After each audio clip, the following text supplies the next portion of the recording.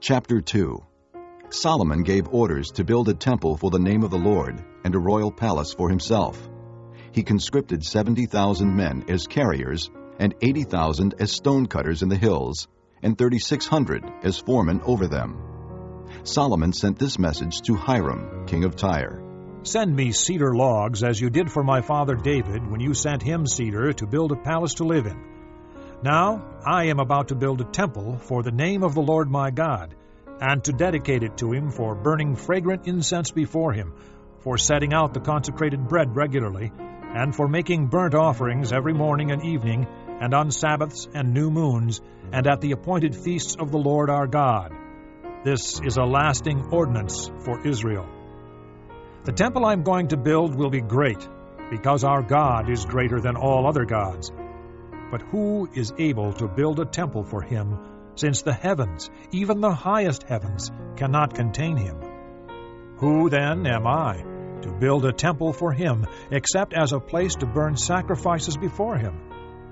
Send me therefore a man skilled to work in gold and silver, bronze and iron, and in purple, crimson, and blue yarn, and experienced in the art of engraving, to work in Judah and Jerusalem with my skilled craftsmen, whom my father David provided.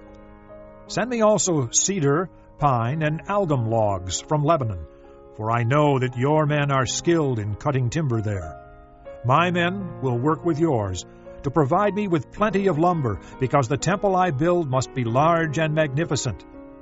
I will give your servants, the woodsmen who cut the timber, 20,000 cores of ground wheat, 20,000 cores of barley, 20,000 baths of wine, and 20,000 baths of olive oil. Hiram, king of Tyre, replied by letter to Solomon, Because the Lord loves his people, he has made you their king.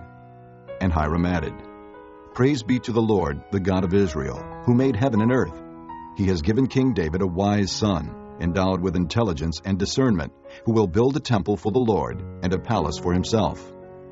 I am sending you Huram-Abi, a man of great skill, whose mother was from Dan and whose father was from Tyre.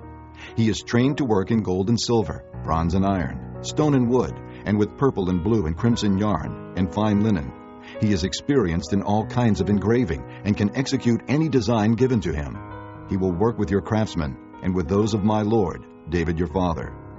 Now let my lord send his servants the wheat and barley and the olive oil and wine he promised, and we will cut all the logs from Lebanon that you need, and will float them in rafts by sea down to Joppa. You can then take them up to Jerusalem. Solomon took a census of all the aliens who were in Israel, after the census his father David had taken, and they were found to be 153,600. He assigned 70,000 of them to be carriers, and 80,000 to be stonecutters in the hills, with 3,600 foremen over them, to keep the people working.